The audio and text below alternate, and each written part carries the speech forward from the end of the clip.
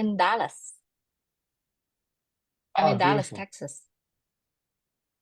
Nice. Yeah. Um, That's so great. what do you do in real estate?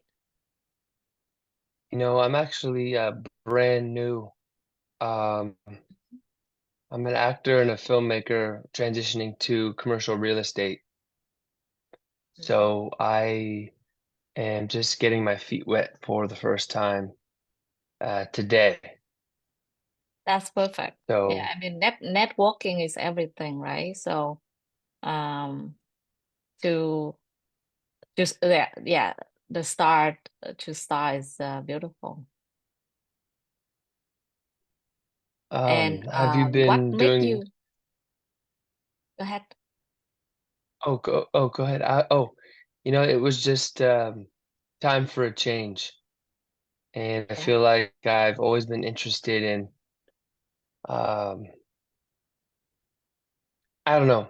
I've always been or took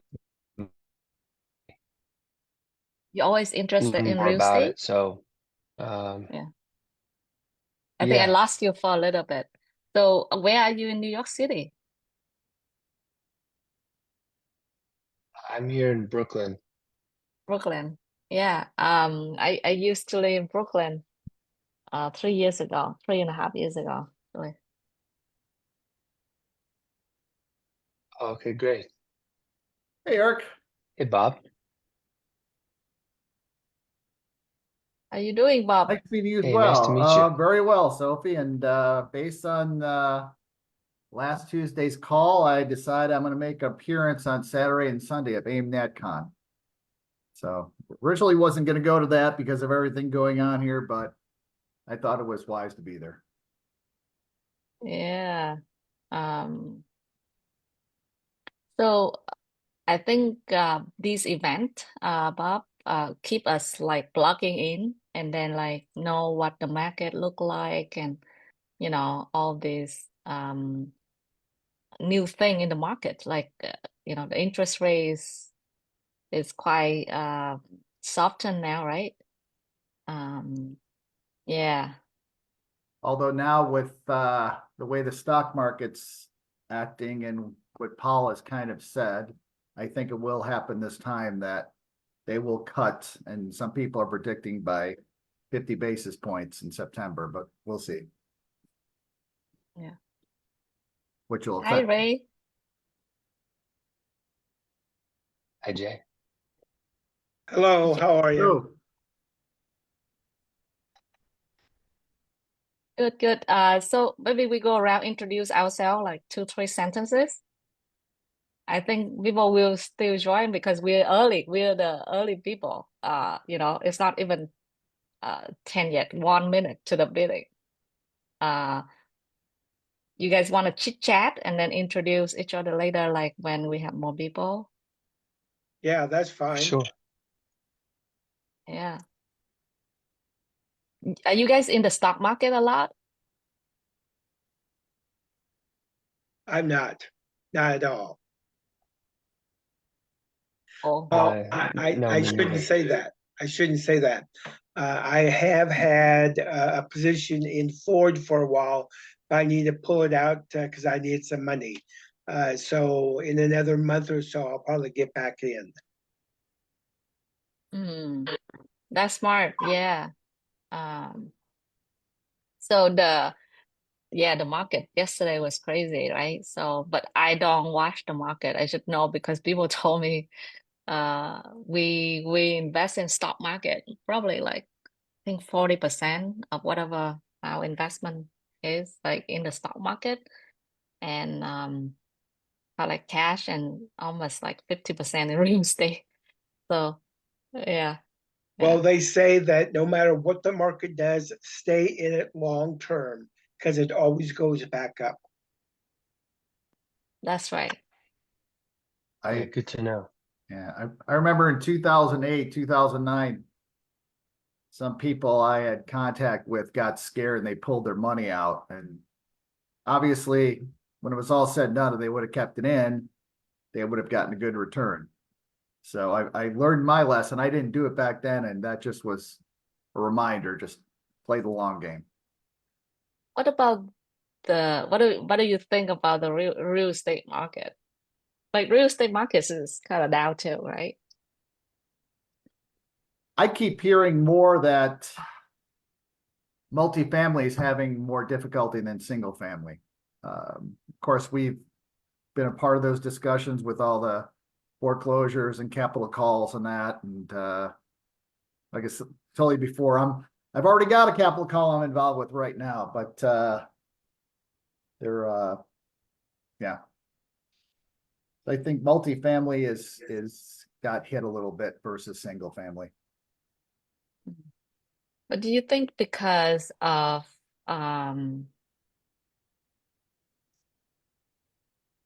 yeah, because I think syndication nature is you deal with investor, like it's not like the stock market where you want to hold and you can should hold.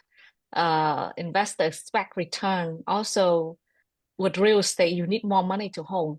So, for example, you buy single family house rental, tax increase, insurance increase. So your cash flow might not cash flow anymore. You still have equity, but then you need to put money in to be able to like pay for the tax, pay for the insurance, and that's capital cost, right?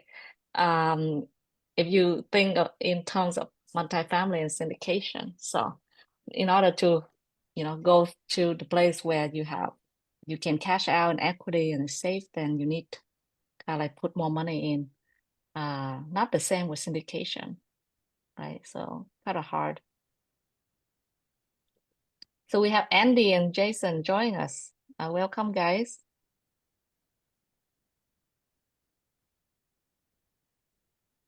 Yeah. Good morning, So everyone. Hi, Sophie. Sorry to interrupt you. Good morning, everyone. Nice to meet you. Thanks. Hi, Sasha.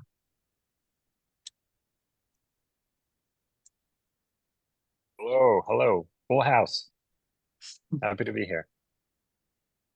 they last week we underwrite a deal that Jason show us under the underwriting for the Wichita Falls, right? And even after you underwrite, there's more things involved. So our plan is today to, underwrite it again. But first let's go around and introduce ourselves. I go first. My name is Sophie. I'm in Dallas, Texas, and welcome to this meetup. We do this every Tuesday at 10 a.m. Central, and welcome to our events. This is gonna happen every single week just to keep each other accountable. People here wanting to buy multifamily or invest in commercial real estate. And we also sometimes just discuss single family houses as well, because most of us own single family houses. So next is you, Bob. I am Bob. I have been in a part of the program since October of 22. Single home family investor and in several syndications and LP right now, and of course pursuing general GM and attorney by trade. Who's next, Bob? Yeah, Bob, you can call the next person. Sasha, you spoke up. I'm giving it to you. Thanks. Cool. I'll go quick. To keep it short, Sasha Zimbler. I know Sophie, known her for about 4 or 5 years at this point. Love her a lot. Happy to be here. And yeah, great to meet all of you. Single family home investor, switching to multifamily, invested in 5 deals as a LP. Well, Sophie and I are looking for our GP deal this year. And yeah, by trade or by education, but I'm in tech, so product, engineering, design, all of those good things. So this is a little bit different, but there are some pieces that overlap. So happy to be here. Cool. Jay, why don't you go Roman. next? Yeah, Jay Okay. Roman. Thank you. My name's Jay Roman. I'm a private money broker. I help fund fix and flips, fix and keeps, and refi reboots. I also do multi-family and commercial. Matter of fact, anything that has to do with real estate, give me a call. I can help you. So I'll put my info in the chat. So give me a call. Let my Roman fingers do the traveling for you. And let's go with Eric. Hey everybody, my name's Eric. I live here in New York City. I'm a film producer and actor, but I'm transitioning to commercial real estate, so I am brand new to the conversation. So thanks for being patient with me.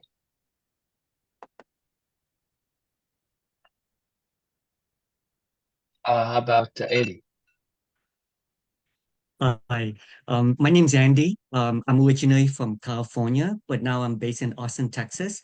I spent 2 decades in the tech space, but throughout my time, I've always bought real estate, like single family, and now I'm doing real estate full time. I think I'm done with residential. I'm interested in commercial. Um, there's a lot more to do with commercial. It's a better way to build wealth. As residential, there's only so much you can do. You're limited. So commercial is probably the better play, and I'm happy to be a part of here. Sophie and Sasa are great hosts, great friends, and totally glad to be here with them and with everyone else. Thank you. I will pick Lydia. Hi, Lydia.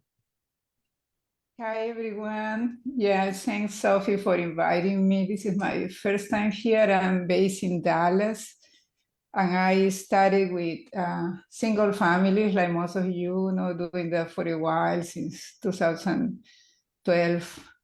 Then I evolved to multifamily. I've been doing that for a while, really, maybe longer than you guys, since 2019. And but I started as a passive, and that was my only interest, really, at that point. And since 2022, I started doing GPs, co-GPs.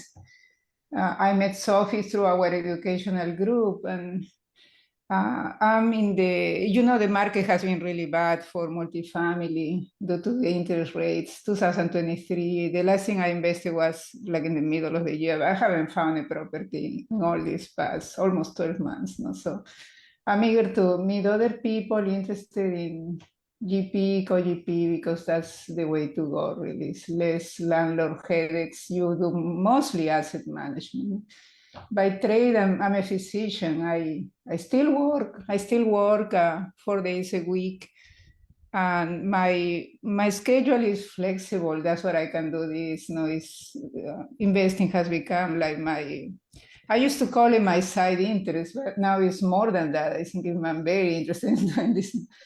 So I have good connections too, but I'm also very picky about the property, because it has to be a good market, good population growth, good employment growth. So I'm glad I learned a lot in my years of LP. I'm ready to help other people. Okay, who do I pick? Let's see. Lydia, what's your profession?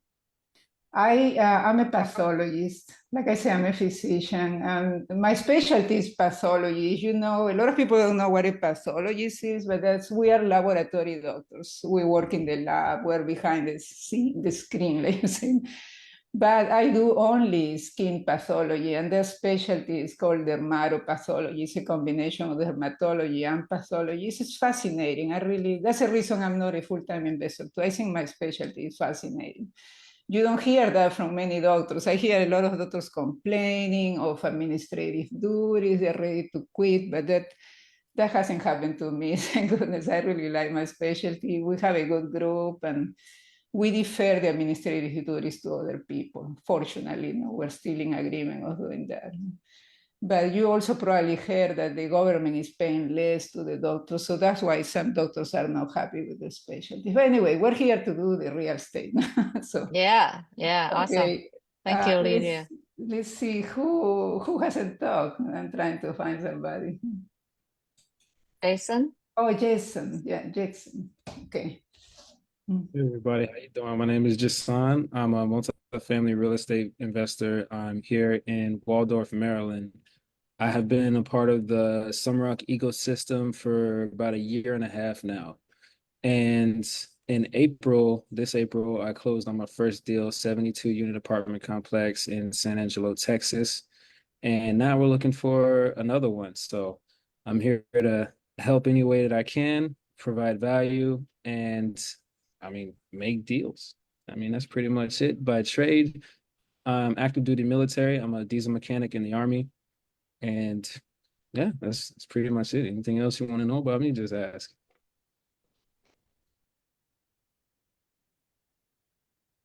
Amazing, Jason. Jamako, are you here? Would you be able to unmute yourself and introduce yourself to us?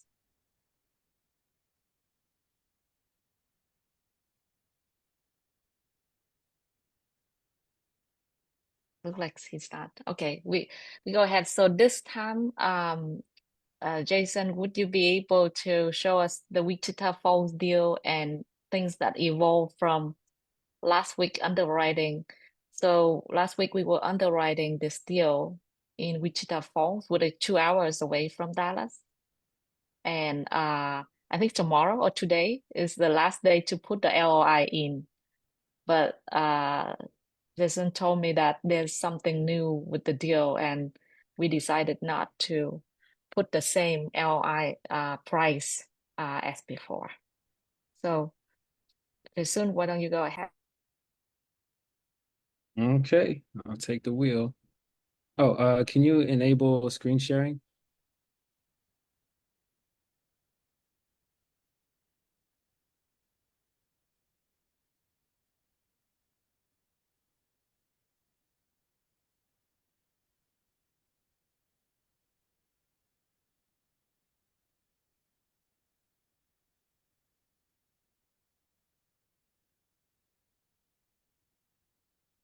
No. You're on mute, please. Yeah. Okay. Can anyone see my screen? Yes. Okay, perfect. All right. First off, let's take a look at the OM so everyone can get familiar with the property a little bit more. So this is Maverick on Seymour. It's a 116 unit apartment building built in 1974 in Wichita Falls, Texas. Right? So I mean, you have value add opportunities here, but what they're pretty much doing is upgrading the cabinets and the countertops in the kitchen, and that's going to be 3,500 per unit. Everything else don't really pay much attention to because I mean it's just little things here and there. But that's possible value creation at a 6.25 cap rate. So if we look at the market, and I'll show you the CoStar report, which I just got yesterday. So we had to update the underwriting. It's actually trading around closer to a 7 cap. And not only that, but I'll show you the numbers as well. But before we get into that, let's take a look at the property real quick. So it's a very beautiful property, Class C, well maintained. I mean, it's just pretty. I mean, to say the least. Wichita Falls is pretty much a stable market, and I'll show you all the market info as well. But as you can see, they've been doing pretty good with the units. And we have 5 different floor plans. Tax fees. And Wichita Falls is not really too much going on. The largest employer is going to be Shepherd Air Force Base, which is just north of Wichita Falls. Then we have our comps here. Unit mixes. And this is one of the problems I actually found with the OM versus the rent roll, which is why it's important to compare the two. So the actual rents that they have on here are higher than what they have on the rent roll. And I'll kind of actually, if you guys can see the screen over here on the little side, on the right side, column K right here is the actual rent compared to what's on the rent roll. So as you can see, they kind of beefed up everything from $50 to $100 in some cases. Well, 75 to, but they definitely inflated the rent. So that caused a huge difference in purchase price. So that's Wow. just a reminder to everyone to always scrub the OM versus the rent roll and use the actuals versus using what they have on the OM. Always do your due diligence. All right. And then another thing, if you notice here, during the income, it says T3. Now, with the T3, a T3 is just going to show a trend throughout the year, whether it's trending upward or trending downward, because you just multiply the last 3 months by 4 to annualize it. Now, that's not the actual, so you want to be going off of the T12. But one thing they did do good on the T12 was the expenses. So we're getting accurate expenses, but slightly inflated income. So that's another issue that we got to look out for. It's interesting. They put in T3 income and T12 expense. Yeah. Yep. And then key thing with OMs is the underwriting notes. So the underwriting notes will tell you exactly how they underwrote the property. Now you got to remember, the broker's job is to paint a pretty picture because they want to sell you the property. But we need to make sure that we're buying an asset and not being sold one.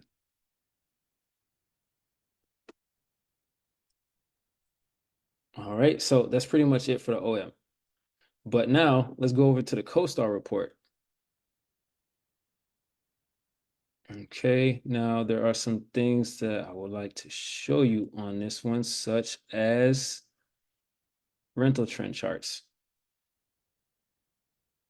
Okay, no, that's not the correct one. Give me one moment. Because it's easy to get lost in these things.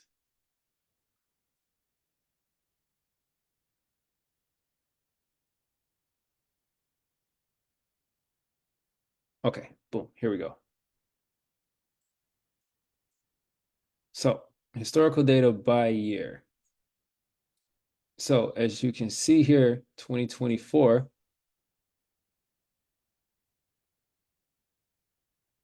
the rental rates are a little bit different. So, we're seeing over here that they're asking that we should be getting, depending on the rent, about around $1 and a little bit more, right? So you can see they're a little bit less here. All right. And that's in, okay, that's year on year. It's a quarterly right there.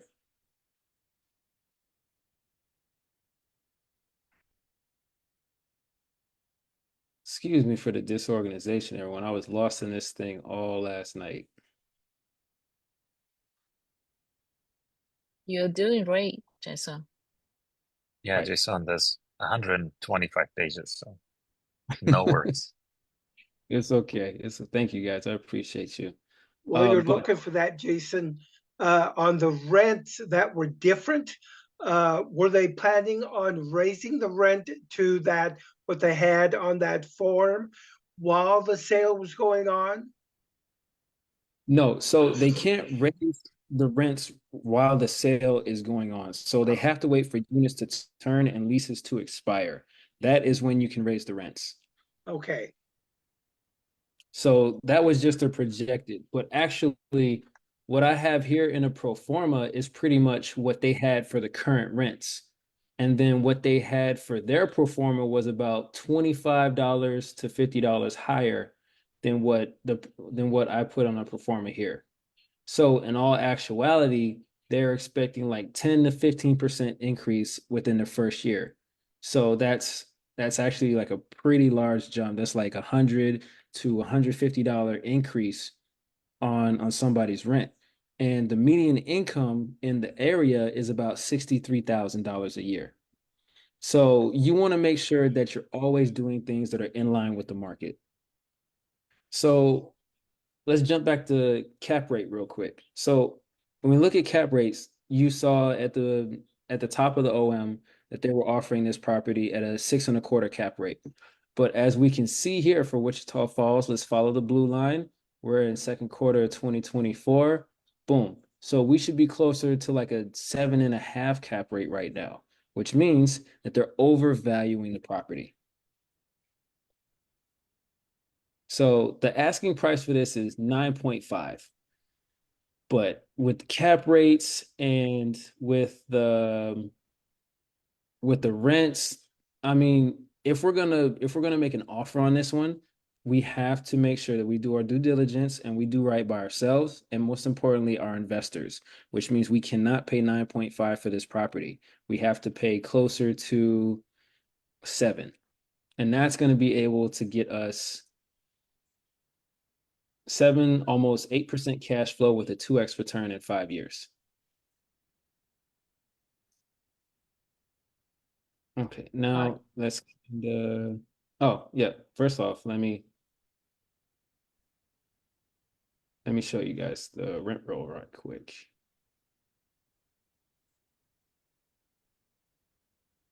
Also, Jason, did you get a quote on the insurance? I mean, what insurance quote are you getting for this property? So I did not do an insurance quote. I went by what they had on their OM. Since insurance and taxes are pretty much, I mean, stable and predictable. Well, not insurance. Okay. So what are they saying? Well, how much per unit? Let's see, where'd you go? Here you are.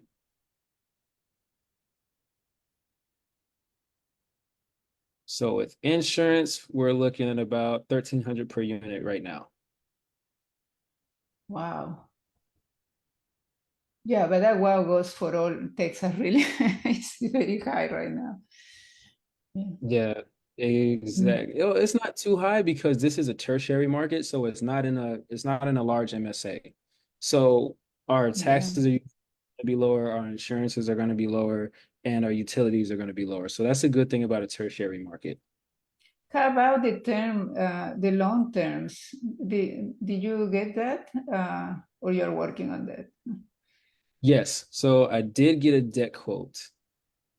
But first, let me bring up the rent roll to show you how things differ. So let's look up let's leave this right here so that you can see the actual rents versus what they have listed. Okay, so first off, let's look at the 1 bedroom, 1 bathroom at 800 square feet.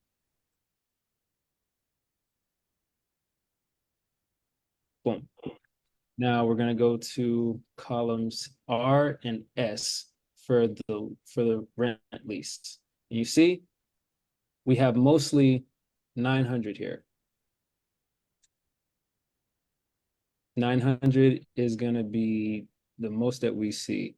Now, we do have a couple with 950, and I think I saw one for 970, no, 875. So 950 would be the highest.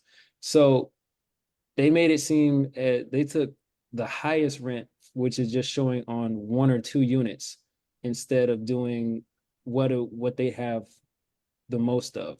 So it's the actual rent for the 1 bedroom is going to be closer to 900 than 950. So that's how you can start to see how they've been inflating their numbers as far as the rents go. And then it's pretty much the same for everything else as well. 900 square feet, R and S. Now you see mostly 1,975, 1,975 here, but here they're showing 1025. Now there's only 1 unit that's paying 1025 for.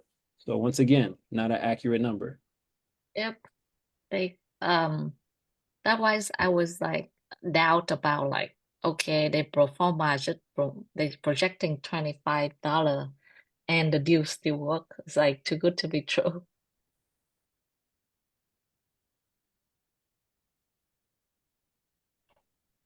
I think that's a very good observation, Jason. It's very good. You are looking at closely at the rent roll because you need to have a close approximation of really how much you're getting monthly for the rents, and know what the OM says.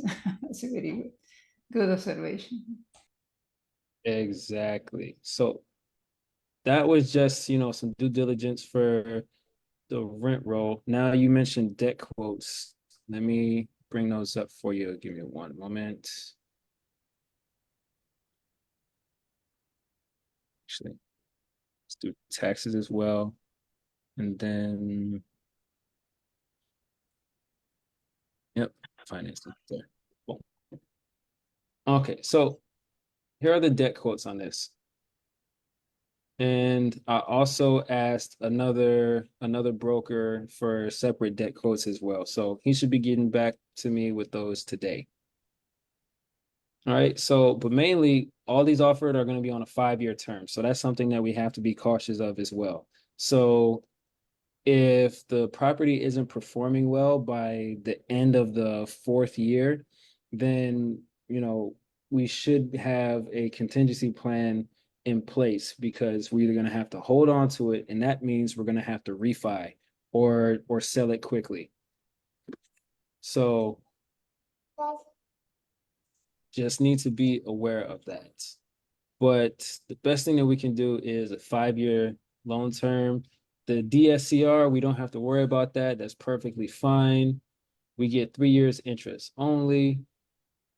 And we can go up to about 75% or 74%, somewhere near that, as far as our maximum financing. Yep, 75%. And then if we choose the first package, we get a low interest rate of 5.93, which is pretty good. Now, since this is agency debt, we will need a financing, what's the word? Contingency. Because we want to make sure that we can get approved for the loan, but it shouldn't take more than 30 to 60 days for that. So as long as that's in the LOI, it'll be in the contract and we'll be okay.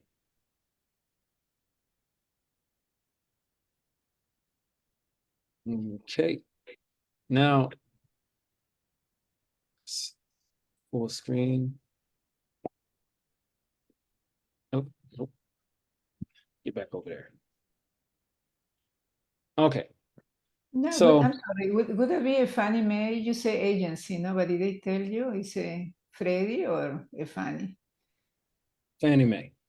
Yeah, okay. And the interest was very good, right? I mean, if you increase that to a 10-year, would that change? I mean, and in what direction? No? Because it's like you say, it's always scary that you are getting to 5 years and you are facing refinancing, or if the economy is bad like now and you don't have good offers, you gotta sell for a loss. No, so it's good to plan to exit around 3.5 years, but if the economy is not favoring, you need a little extra time. I would ask for a long term for 7 and 10 years and compare, no?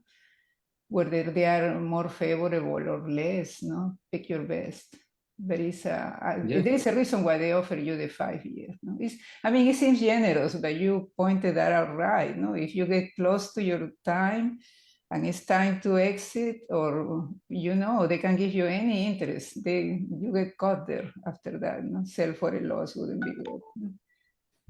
that is absolutely correct, Lydia. That's why I asked for more debt quotes. Yeah, So, for that. No? Yeah. yeah, but it is fixed financing though, so we won't have to worry about the rate changing until we come to that point where we have to disposition the property. Right, until it's the end of your loan. Yeah, it's fixed rent, but then no, your your debt expires, and then they can give you then any interest rate. That's correct. So it's always best Yeah. to secure long-term debt. And that way, if you get 10 years, you got a lot more time. You can end up keeping the property for longer, depending on the market, or you have more time to sell it. And on top of that, You can do it as an assumable loan, so someone else, the next buyer, can assume the loan, or they can come in with new debt and take over. It's up to them. Yep, But the makes original, sense. go ahead. So the one that you got is just 5 years, right? So I saw that maybe Yes. sometime they have like 7 years as well. Yes, that was just based on debt quotes that came from Marcus and Millichap. However, yes, I did ask for more debt quotes because that's not the best terms. 5 years, not the best. So Jason, yes. uh, can you talk about the closing costs and some of these debt quotes? Like what kind of closing costs are each of the lenders asking for based on the amount of loan that you have? Is it what's the size of the closing cost? So usually when it comes to closing costs, there's probably going to be like a 1% loan fee where they charge 1% of the purchase price. And that's going to be the charge for the loan. But associated with closing costs are let me zoom in because I know that's tiny for most people. All right, so also associated with closing costs, you're gonna have, like I mentioned, the 1% fee for the loan. You're also gonna have an application fee, legal fee, and then we want our own acquisition fee as well, filing fee, lender legal, and typically the lender is going to require escrow for tax and insurance, usually 3 months up front. You're also going to have your title fee, title review fee, and you also want to make sure you have about $5,000 for anything miscellaneous. So your total closing costs are going to be about 500,000, when that comes out Wow. to about 3% total. With a loan value of 5 million, 500,000 in closing costs. Wow. And the acquisition fee of 2%, is that standard? Can we justify that to LP saying that, yeah, you know what, that's standard? And who gets the 140K? So the acquisition fee, as far as standard goes, it's usually going to be between 1% and 3%. Those are the most common percentages I've seen. Now, I have heard of, an acquisition fee of 5%, but you want to be really careful not to overload fees into your deal, because then your LPs are going to be like, well, why are you getting paid so much and we're the ones putting in all the money? So you want to make sure that you're fair to yourself and fair to them as well. So it's about striking a even balance to where we as general partners are, paid for what we do, because a lot of work goes into this. And we want to make sure that we also take care and not take advantage of the investors. So, so the acquisition fee goes to the GP. Yes, the acquisition fee goes all to the GPs. So that Okay. 140,000 is going to be split between the GP team. Okay. However, they Because a lot of decide. time, because a lot of times syndications don't necessarily go into detail on the loan cost. They just there's a lot of other stuff going on, and um, yeah, they charge acquisition fee. We also charge assets management fee, things like that, right? So there's a lot of things that we do charge. Yeah. Okay. Now, I am a firm believer of being honest and transparent through with everything for everyone. That way, there's no complaints and everyone knows what's happening every step of the way. Awesome. Yeah. Acquisition fee 2% is in the low end. And it's hard for the GP to be able to negotiate a deal, go through everything, sometimes put up the money upfront for lawyer and stuff to justify the work. So a lot of group I saw that they do 3%. Some do extremely 3.75% because they have a lot of upfront expense to lock up the deal and even off-market deal. So to be able to get off-market deal and have that relationship with broker, they spend money on you know, they spend money on networking, they spend money on different things to be able to reach that level. So it's justified acquisition fee for them because they think that, oh, to be able to get a rate deal like this, uh, to acquire this thing, yeah, it's not a lot of spend, and they rather well pay for the rate deal. So in this case, this acquisition fee is for the entire project and not just for the cost of closing a loan, kind of like working on getting a loan. So this would be for the entire project, correct? Correct. Yeah, Okay. one time. Yeah. One time for the whole project. And so they just charge it inside the closing cost rather than charging as a profit or as an expense on the first year or something. They're just simply charging us closing costs. Correct. Yeah. Yeah. Okay. You know, I can give a little historical perspective. When I first joined the Samrock group, I mean, how many of you guys are in the Samrock community? I mean, do we have more than we? Yeah. Okay, good. Yeah, I'm one. When I was first underwriting, they told me if you are doing your first or second deal, just put 1%. And I agree with Sophie that you really have a lot of expense, networking, marketing. But they wouldn't let me because I was using them as brokers. That's a problem. You know, if you are free, you can put a little more. But something I can tell you from the perspective of the LPs is that they think it's too much just because they come from the same schooling. No? They know you should start at 1, then evolve to 1.5, because you see, really, it's a sizable amount of money. Now, other groups, I heard what Sophie says. No, I've seen other groups, they charge too much, in my opinion. 375, 4, that's way outrageous, because you know what has happened. Now I can tell you historically too, no? But I fully agree that it's a lot of work. No?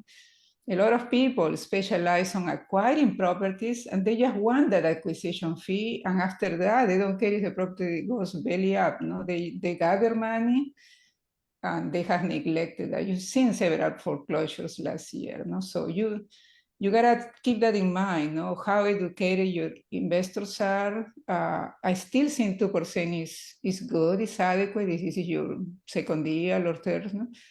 But I wouldn't go beyond that because our LPs are educated. They know how much they're supposed to see there, and they say, oh, well, I gotta see the track record, how many properties they have done. And in other way, your track record is a guarantee to them that you're going to perform well as an asset manager. You know? So being in a community where we do our own syndications, I would probably keep it at there. Don't try to put more because other people do more. Sounds just too high, you know? But that's just my historical perspective. I have underwritten a lot under 1.5, but it seems really limited because you do a lot of work. And sometimes you have 4 GPs and you have to split all that. No? Yeah, that's definitely. Lydia, Yes. can I ask you this other question? So what do you think about syndications where GP is charging an annual 2% for assets management fee? Can you give put it in reference? Is that good or bad? Okay. I think Assets. I think that's perfectly adequate, the 2%, because that's only of the gross income. No, we're not talking about all these acquisition fees based on the price. It's really sizable money. Sometimes you don't have a good net income and that you pay everything, but really you do it based on the gross income that month. The little 2% is going to go to you. It's really, from what we get, for example, in my last deal were 4 GPs. It's not a whole lot, no, but it justifies you doing the effort, the meetings. I think 2% is adequate. I've seen some people charging 1.5 even to make it more attractive because they have several properties. I guess they can afford to do that. No, I think we have only 3 properties, no, as GPs, but it justifies really. It's only 2% of the gross income. And you know, sometimes you have bad months when you have a lot of repair expenses and prove you have a big drop there. Even we fear that we might not be able to distribute because our distributions are quarterly. And we always see that we have enough money at the end of all the operations. No? So far, we've been able to distribute, no? But 2% is adequate. It's not hurting anybody, and you're getting paid for your work. I see. I've seen a syndication where the GP was charging 5% of GI, gross income, for property management, and an additional 2% of the loan annually for assets management. So they broke it up, property management and assets management. So they were getting two fees. The property management is 5%, and the asset management is 2%. How big is Um, that property? How large? How many units? 7, 8 million on a like an RV park, not an apartment,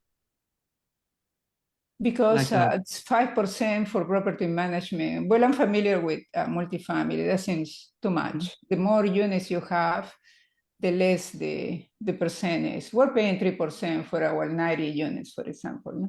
And that was negotiated very well. No, they usually want a 4%. Now, if that syndicator owns the property management, yeah, they can put a fee aside. Like we don't have a property management, we pay this third party the 3%. That seems adequate. But usually when it's like this property, over 100, 150, yeah, that's the average price. They're going to ask you for the 3%. Okay. If they own So that, yeah, that's a separate fee, but 5% seems too much to me. You gotta be watching so those guys. mm, Yeah. so you're saying that 3% for property management is fair. 3% of gross income on the Right, rental income is right. fair. And then asset management is usually 1.5, 2%. Yeah. Got it. And the assets management, is that 2% of income also? Is that 2% of the loan? Because No, I no, wasn't sure. of the gross income Also gross income in that also? particular month. Yeah. And that's what I tell you, that varies. You get different amounts every month because it depends on how good you did that month. No? So it's good to have a good business plan. Like you are increasing rents or you are adding reserve parking. It's always good to bring more income to the property because that's going to increase, no, your gross income, no, and but if you have just expenses, and not bringing anything good, that's that's not good. That's going to immediately stop using the reserves and you doing distributions. But I have never seen anybody stopping charging the asset management. I guess we have the freedom to do that. No, if you see your property is going downhill, we would even cancel that. No, no charge that. No, but so far our properties have been doing okay. Mm. Yeah, I'll just add, these are all really good questions, Andy, and it's good to kind of probe like why are people paid what they're paid, right? So the way I look at it is basically it's a business, right? You're investing in a business, as an LP, you're investing in a business, and as Jason said, right, like transparency, right, is the best policy. So you know, coming into this, you know, are you paying 1%, 2, 3, 5, whatever, right? What's interesting about it is that it's tied to the gross income of the property, meaning how well is it doing this month or this quarter or this year, which is, you know, I think compares favorably to, you know, sometimes you'd hear in the media, right? Like some CEO gets paid bazillions of millions of dollars. The company is laying off tens of thousands of people. The stock is down and all that stuff, right? This actually, to me, this sounds pretty fair, right? So, and it's a good incentive for the operator to perform the best they can. They didn't perform this month, they get less. If they perform better this month, they get more. So it's good. I think it makes sense, and it is tied, and it is an incentive. So it's cool. It's cool that it is set that way. Yeah. That's great. Also that as a GP, I think you take on huge responsibility for, other people's money and make it work for them. And during that period of, I don't know, 3, 5 years, um, you really don't get paid a lot. All of this is just keep the light on, basically. If you have a couple of deals, there's no way it can pay you anything because it's usually a teamwork of 4 or 5 people. And then if you divide that, it's like, 20,000 for a whole year of property management being on a call with like every 2 weeks or something with the property management have to go there. Some of the case have to fly there, uh, and those expense and are your expense kind of thing. So I guess like it's kind of like a balance. And when you familiar with reading this, you'll be able to know that what is, oh, this is fair, or this is too good to be true. Like they pay themselves so little, so maybe they totally new, and they just desperately do a deal and want to raise money to make it look good. But then in the long run or during the period of time that they're managing this, they probably don't get any money. And that's why they can, jump on another venture and really neglect this. And this also you don't want to be as an LP. But they paying themselves too much. They rather have to perform really well, like Yeah. kind of like an expectation that you're gonna have pressure on them. Like you have to really manage the asset very well, turn it around. And I think that gonna happen when you kind of have like a burn property that you buy from or something. Like you buy and there's like half of the unit are burned down and now you have to manage the whole construction. Then there'll be like a construction management fee as well. So Yeah, and something that Lydia you mentioned was interesting, right? Like in the Samra group and other groups too, right? You're supposed to start with 1% and then you kind of gradually go up a little bit. So it makes sense, but also the first deal or the first and the second deal are the hardest for the GP, right? And if anything, the more scale you get, the lower the percentage can be because you kind of get into larger and larger properties, so the dollar amount is higher. And because you scale up, you're able to return more to the investors or the shareholders, right? To the LPs. So I kind of see it both ways, but again, right, it makes sense to start low and do the best you can for yourself and in the GP team and the LP team. But actually, Eric, I have a question for you. You've been quiet. What uh, what are you thinking? Like you're looking at this. I don't know if you're an investor as an LP or are looking to make your first LP investment. What questions do you have? What thoughts do you have when you're looking at this and you're listening to these convos? Hey, Sasha, thanks for asking. Well, first off, I just want to say how cool it is to look at this deal, listen to all you guys chime in and have your opinions and discuss about it. This is my first real day brand new to commercial real estate. I'm in lieu of getting my real estate license for the first time. So I am just here letting it wash over me and just taking notes on all the terms you guys are talking about that I don't know a single thing about. So just want to say thanks for letting me be here. I'm more just a fly on the wall than I am any kind of contributor, at least for the time being. So It's awesome. Well, congrats on taking the thanks. first step. That's great. First step is the hardest, and uh, it's good that you're curious and are trying to get into something new. So kudos to you. Hey, That's thank you, awesome. brother. I don't know, Sophie. I don't know if what your plan is. I was thinking we can keep going with Jasun's deal and kind of see what the numbers could be. Could play with the numbers. Another thing we could do is take a look at another deal that we were underwriting earlier this week, the villas in Fort Worth as well. You tell us. yeah, so we just have about 10 minutes, so I don't think we have a lot of time to do that. But Jason, why don't you try to show us kind of like, okay, underwriting all good. Now I'm gonna reach out to the broker and put an LOI in and how that process look like because you went through that all of that with San Angelo. Okay, too easy. Well, I mean the LOI is pretty simple, guys. It's just a one page pretty much offer that you're going to use to submit. So the call for offers is due today by end of day. So 5 p.m. Central Standard Time.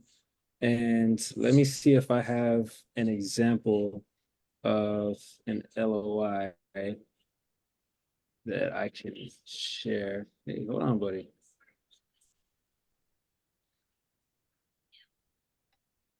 Okay, all right, give me 1 second here. Hey, watch Miss Rachel, okay? Thank you.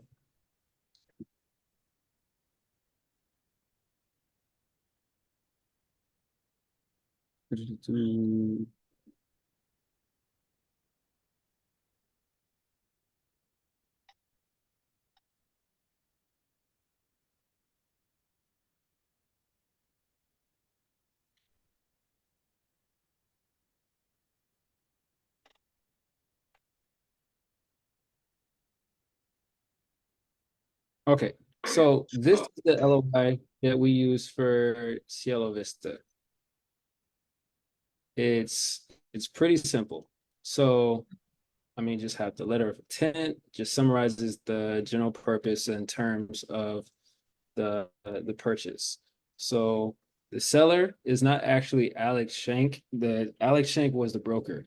So usually they want you to address it to the broker. That way the broker can present all offers to the seller.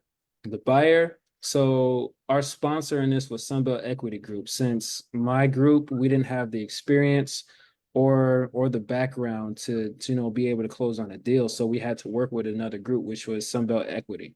So I don't know if you guys are familiar, but Venkat Aramili is also another Sunrocker.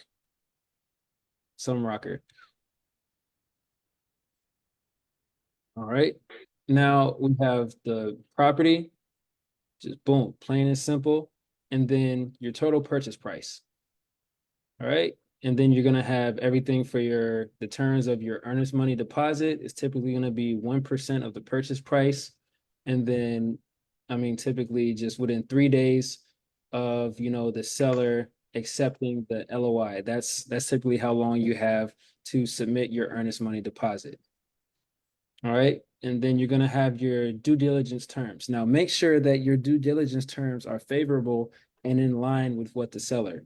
So that means pretty much no more than 30 days.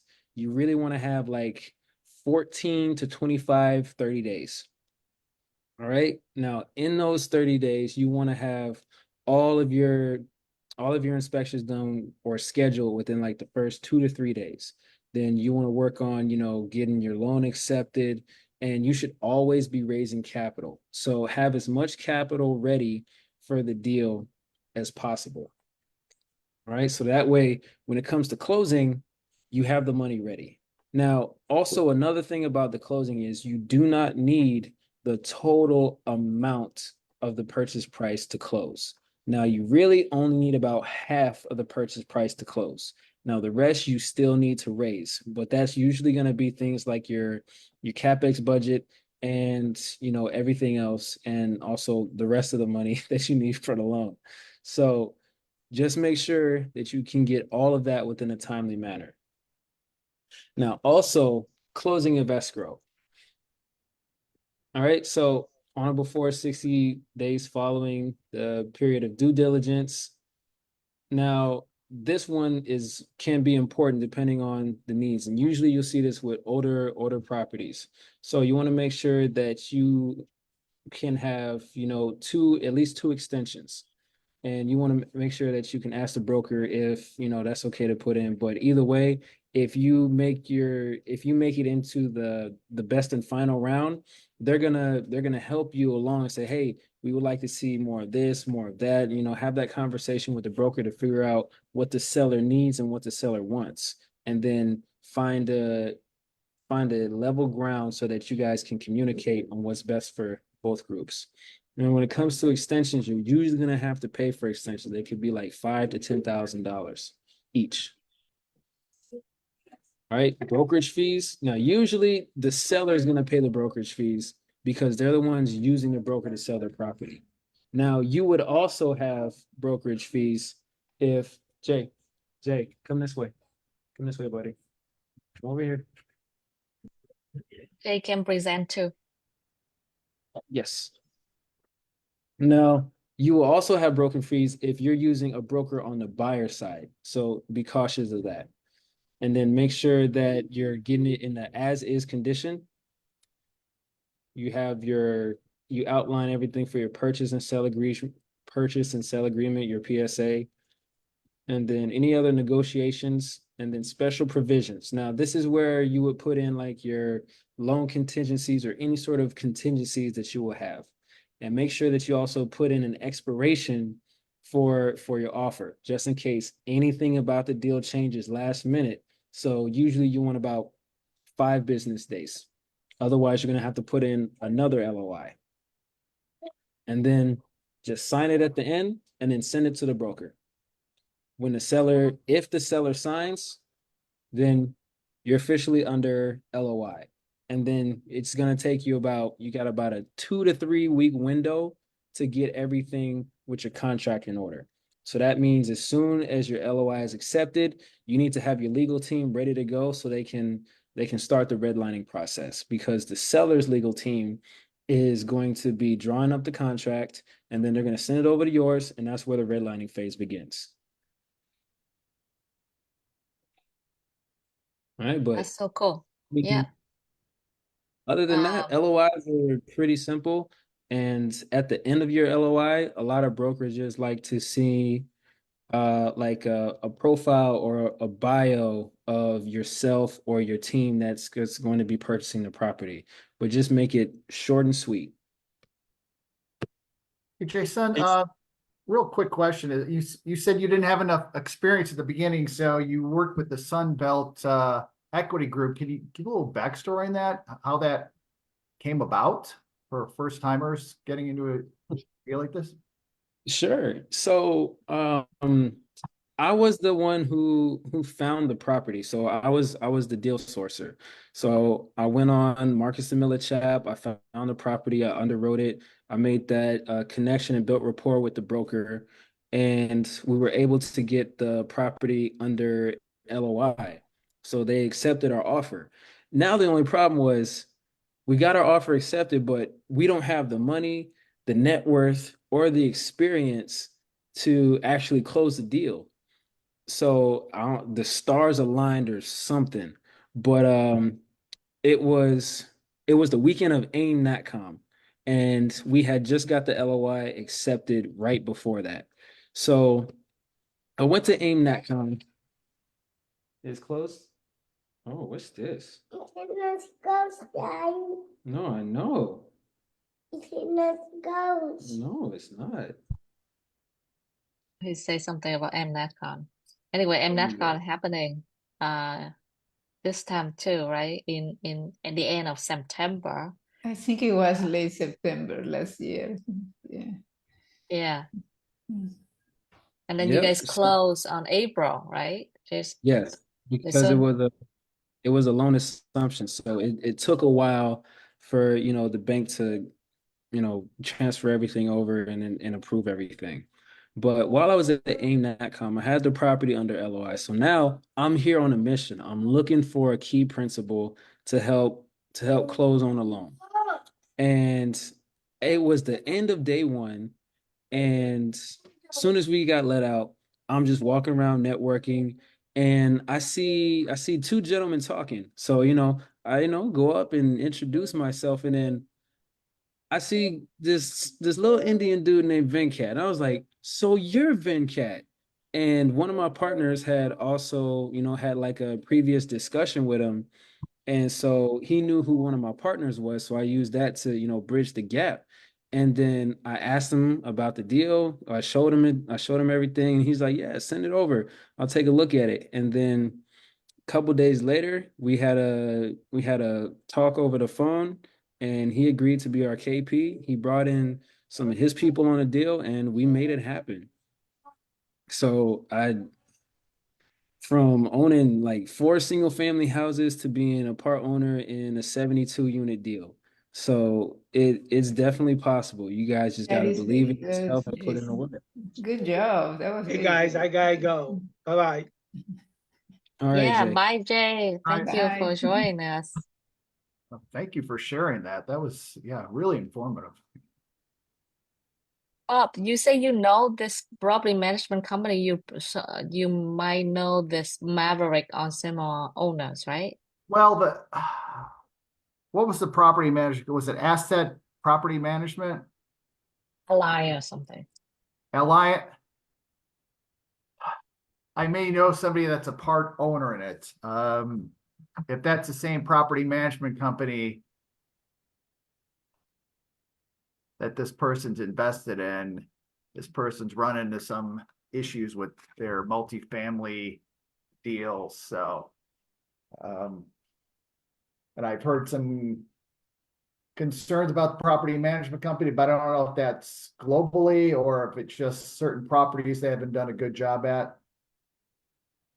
But yeah, just when I saw the name, it kind of jiggered something in my head.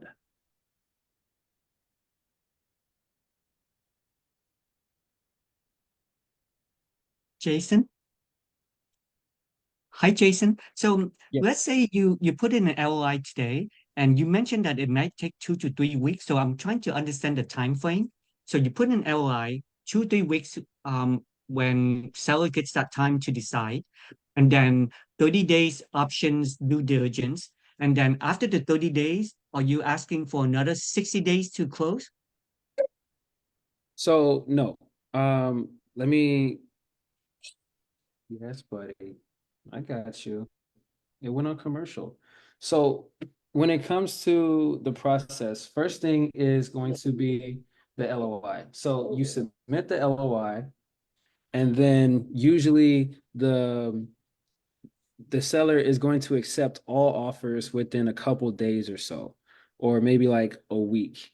And then after the LOI is signed, you have about 2 to 3 weeks to go into the contract. So under PSA. Once you're under PSA, then your due diligence period starts. And that's typically you want about 30 days. So then after your due diligence period ends, you're going to have your closing, which is going to be around a 30-day mark, unless you need an extension, which you might have to pay for. And then after closing, that is when the real work starts, asset management. And then it's up to you and your property manager to execute your business plan throughout the holding period. Does that Yeah. make sense for you? So 30 days due diligence, 30-day closing. The closing you can extend with a charge, but the due diligence, are there ever any wiggle room for that? Because a lot of time, you need appraisal, you need inspections. How does that play out during the due diligence part? So your due diligence is a period from as soon as you Contract. sign your contract to the closing table. So you only have those 30 days unless you need an extension for more. Now, there are certain services that can help you out with due diligence. For example, we use Omni, and Omni is great, and they're also, they work with the Sumrock Group as well. So they will come out and they have all the contractors needed to get your due diligence done, and they can have it done within just like a couple days, and then send you a full report in about 5 business days or so. Okay. So So So are these pre are these acquisition expenses part of what? I mean, like who's paying for the appraisal, who's paying for Omni to do the due diligence? Like how are you categorizing these is it part of the acquisition cost? yes, it's all part of acquisition costs, and it's going to be through the GP team. So the GP team is going to come out of pocket for all of these upfront costs. And that's also why we have an acquisition fee to help reimburse us for some of all those Oh, upfront costs. so the acquisition fees is not profit, it's actually profit minus all these expenses that the GP team have to incur. Correct. So if there's anything left over, then it's profit. If it, comes back to And you like that. and so what happened if GP puts out all these expenses and then decides not to close? Then who eats those expenses? The GP team GP. does. The GP team. So Yeah. there is risk. And how much of these um expenses Papa, in ballpark number of these expenses, which is reimbursed by acquisition fee, but like what do you think these expenses are? 10 grand, 50, 20 grand, 30 grand? What was your cost to do due diligence? So the due diligence itself was only about 7,500. Now, and that was just for all of the inspections and the reports. Now, on top of that, we had our EMD, our earnest money deposit, which is 1% of the purchase price. So we had to put 57,000 down. Okay. On top of that, we also had legal fees, and legal was about $20,000, and we had a couple other fees as well. I can't really remember right off the top of my head, but total So, it was close to about $80,000. okay. But the earnest money is eventually reimbursed by the loan, right? No. So No? there's a couple things that can happen with earnest money. So your earnest money can be refundable, and that's if you decide not to close, a portion of it can be refundable, or it can be hard, which means it's non-refundable. Now, if you decide to close, your earnest money deposit goes towards the purchase price. If you don't close and it's refundable, then you get your earnest money back, but everything that you spent on the rest of the due diligence is lost. Got it. If you don't close, you're losing. GP will absorb a bunch of loss if you That's don't correct. close. And if you do Yeah. close, practically part of the loan it's an expense and the loan will pay you back. Plus, your acquisition fee will also cover your expenses. Um, but however, the earnest money down, let's say you do close, but that earnest money down, don't do it's the the the project will pay your earnest money, right? If you do close, it's not like the earnest money is coming from your acquisition fee. So there are a couple of things that you can do. So you can request to have your earnest money back, and then that's just a lesser acquisition fee that you get, or you can just have it go to the deal, and then either way, now you're also an LP in the deal because of your earnest money. Right. Okay. So now you get paid twice. Okay. There's a GP on an And LP. then also, Yeah. yes. And then Yeah. one thing, Andy, I was gonna add, sorry, Sophie, is good.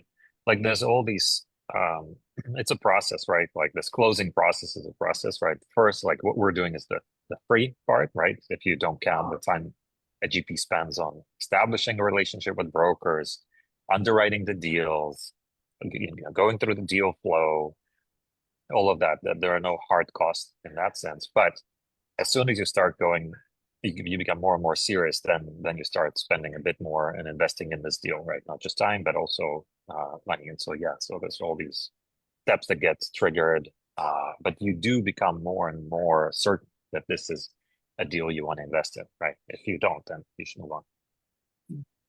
I totally understand. I mean, to close a deal, we built relationship with brokers and investors and sellers, and we build it for months and years, and then finally close something and then get paid for all these time backward, right?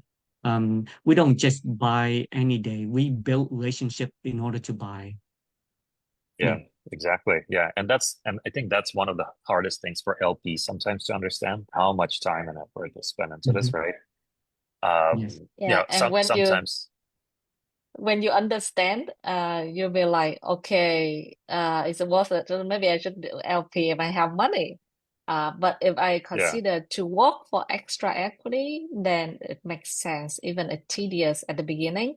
But probably you just gotta get better and better. Like Jason right now, after his first deal, he'd be able to say that, oh, it's very simple, but the first deal Ah, you always yeah. not simple. That's Yeah. That's what LP don't necessarily understand is that sweat equity is called sweat equity for a reason. You work hard for it.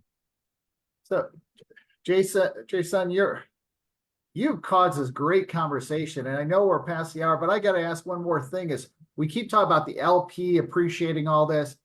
How'd you fit this in the timeline? I mean, we've got the timeline with the GP team closing, due diligence, all that stuff. When did you start bringing the LPs in, and how long was that process?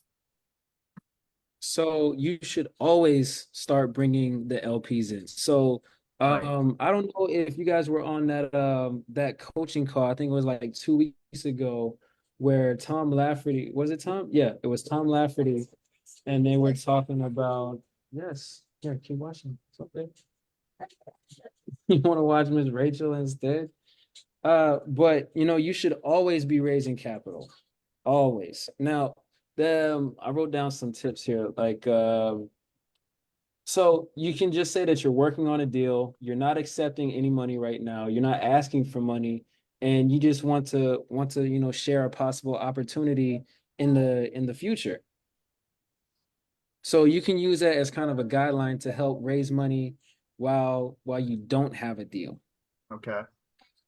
And once you have a deal, that is when you want to start emailing and having webinars so that you can raise money. Right. And what I was thinking about is, so you have this short window where you ultimately close in the deal. And so timeline as far as funding it from the LPs, I mean, do you have like what time period did you have to get the LPs all on board to fund this specific deal? Oh, okay, I got you. So for us, we had about a 3-month window because we had a loan acquisition. So because of the time it took to actually close was longer, we had more time. And that was mainly because we chose to do a 506B. So it's only friends and family, we can't advertise. Yeah. So if you do a 506C, blast it out on social media, give everyone as much information as you can on a deal to attract investors. And that'll help you, get your investors to attract your investors a lot faster. With a 506B though, it's based on your network. So if you're gonna do like typical new financing, you have a 30-day period to closing. However, you don't need the full amount. You're gonna need about half though. I would suggest having a cushion though. So raise a little bit more than half in that 30-day period and you'll be able to close. And then what you can do is after you close, you can still continue to raise the rest of the money. Okay. Thank you. Jason? I know we're Yes. running out of time. Hey, so I look into a lot of deals, but I never figure out what is the trigger for you to say yes. So for example, why did you say yes to the San Angelo market, even though San Angelo is maybe a tertiary market? And when you underwrote on the spreadsheet, what made you say yes? Is it the cap rate?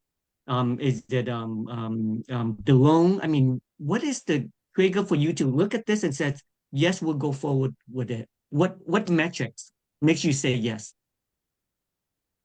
The metrics I would have to say made me pull the trigger were everything about the market. It was a stable market, so not too much is going to change. The cap rate, the income of the property, the expenses of the property, the look of the property itself. It feels good, and it's in a good location too. So you got to look at the entire picture and not just focus on one piece of it. And if it all makes sense, pull the trigger. Okay. And so do you only said yes after you walk the property? There's no such thing as just looking at deal, an OM, doing underwriting, and then saying yes. You better be walking the property somehow, correct? Correct. So for me personally, I still haven't been to the property, but my partners have. So we combine ourselves as one team, and then we use the combined experiences and our combined knowledge to get the full picture. Because at the time, I wasn't even in the States. For the past 3 years, I've been living in Puerto Rico. So it was kind of a challenge for me to, fly all the way to the middle of nowhere, Texas, to, take a look at this deal. So fortunately, some of us are in Texas, like the DFW area and the Austin area. So they were able to just take a drive there. So they went there, they like it. We even got drone footage of the property, and the numbers made sense. They liked it. Combine all that together, boom.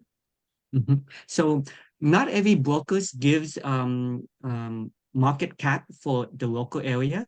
So when you're analyzing, do you call them for the market cap, not the project cap, not the purchase cap, market cap, the local market cap? Kind of like you show a graph of the deal in Wichita.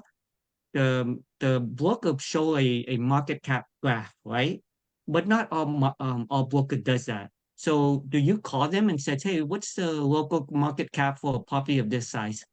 Do you do that? So yes, so you can do that, but I would say trust but verify. How do you So verify that?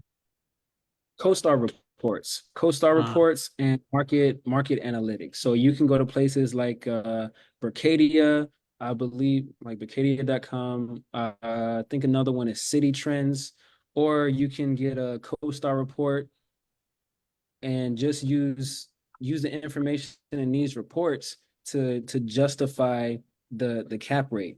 Because like you mentioned, the cap rate for the property is different than the market cap rate. So you want to make sure that they align. So that's part of doing your due diligence as an underwriter as well. So that very good question. I like that, Andy. how did you get access to CoStar? Many of us don't have it.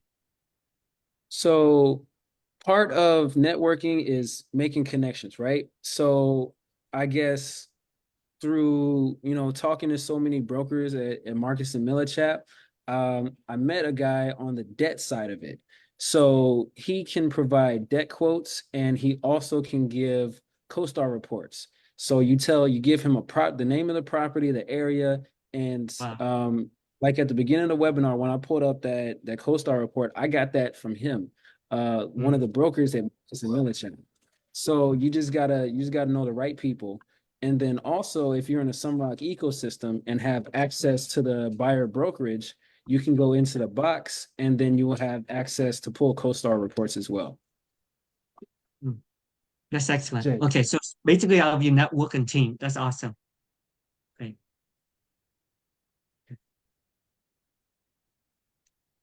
Mhm.